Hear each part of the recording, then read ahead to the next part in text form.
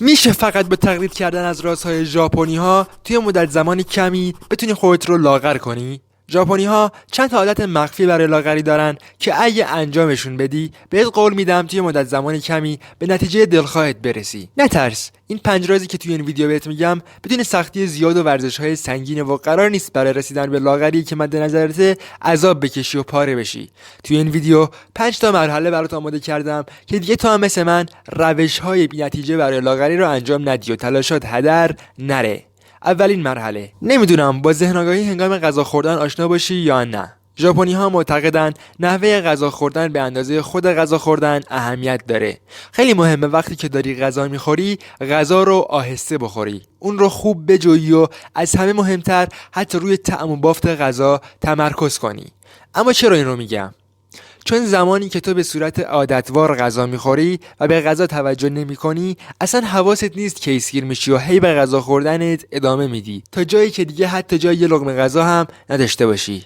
در یک مطالعه روی 6548 فرد ژاپنی، افرادی که خودشون رو آهسته خور معرفی کرده بودن با احتمال کمتری از شاقی شکمی مواجه بودن. پس بار بعدی که داشته غذا میخوردی این نکات رو رعایت کن. هنگام غذا گوشی و تلویزیون رو بذار کنار، لقمه ها رو آهسته تر بجو و بینشون مکس کوتاه بذار.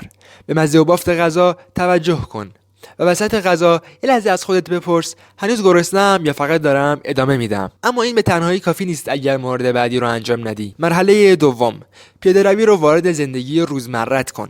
حواست باشه من نمیگم یه ساعت برو باشگاه و تمرین کن، میگم پیاده روی رو به بخشی از کارهای روزمرت تبدیل کن.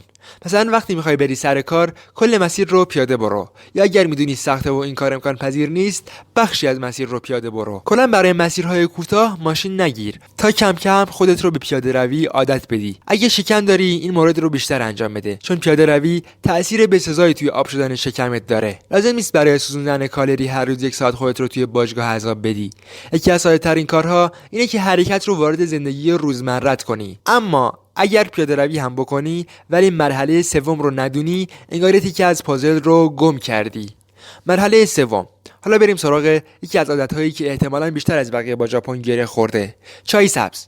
چای سبز برای ژاپنی‌ها فقط یک نوشیدنی معمولی نیست، بخش قدیمی و مهمی از فرهنگ ژاپن و قرن‌هاست در ژاپن داره مصرف میشه. حتی وزارت بهداشت ژاپن هم در منابع خودش چای سبز رو به عنوان نوشیدنی با سابقه و طولانی تو ژاپن معرفی میکنه. اما چیزی که این عادت رو برای ما جالب میکنه ترکیباتیه که داخل چای سبز وجود داره.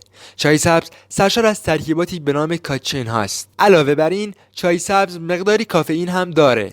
بعضی تحقیقات نشون دادن که ترکیب کاچین ها و کافئین میتونه برای مدت کوتاهی مصرف انرژی بدن و اکسیداسیون چربی رو کمی افزایش بده. اما یادت باشه چای سبز قرار نیست یک شب لاغرت کنه. چای سبز ساده بدون شکر تقریبا کالری قابل توجهی نداره. حالا فرض کن هر روز وقتی تشنه میشی یک نوشابه یا یک نوشیدنی صنعتی شیرین میخوری.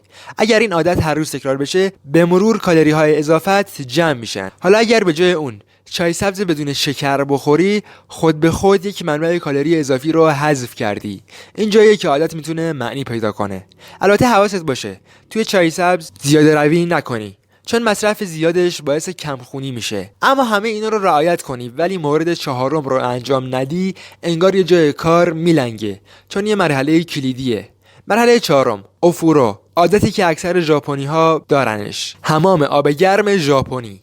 در ژاپن حمام کردن فقط برای تمیز شدن نیست، چیزی به اسم اوفوروه، یعنی نشستن و استراحت کردن در یک وان پر از آب گرم. حالا شاید بپرسی این حمام آب گرم چه ربطی به لاغری داره؟ خب جوابش خود حموم نیست، خوابه. آب گرم میتونه به بدن کمک کنه که آرامتر بشه و برای خواب آماده بشه. تحقیقات مختلف هم نشون دادن که حمام یا دوش آب گرم قبل از خواب میتونه به بهتر شدن کیفیت خواب کمک کنه. همینجاست که وارد مرحله پنجم میشیم، خواب کافی و با کیفیت. شاید خواب در نگاه اول هیچ ارتباطی با لاغری نداشته باشه. بالاخره وقتی خوابیدی نه داری ورزش میکنی و نه کالری میسوزونی. اما اتفاقا خواب یکی از چیزهاییه که میتونه روی وزن و رفتار غذایی ما تأثیر بذاره. وقتی به اندازه کافی نمیخوابی بدن ریکاوری نمیشه. کمبود خواب میتونه روی هورمون‌ها و سیستم‌هایی که گرسنگی و سیر رو تنظیم میکنن تأثیر بذاره و میل به غذاهای پرکالری رو بیشتر کنه. از طرف دیگه وقتی خسته‌ای احتمال اینکه تحرکت هم کمتر بشه بالاتره. شاید به جای پیاده روی ترجیح بدی فقط روی مبل دراز بکشی و کاری نکنی. مشکل وقتی شروع میشه که این تبدیل به الگوی همیشگی بشه. بنابراین کلیدی ترین بخش ماجرا خواب کافیه. برای یک فرد بزرگسال معمولاً 7 تا 9 ساعت خواب در شب توصیه میشه. اما فقط تعداد ساعت‌ها مهم نیست. کیفیت خواب و منظم بودنش هم اهمیت داره. در نهایت لازم نیست همه چیز رو یک دفعه تغییر بدی. فقط یکی از عادت‌ها رو انتخاب کن و از امروز شروعش کن. بعد به مرور برو سراغ عادت‌های دیگه.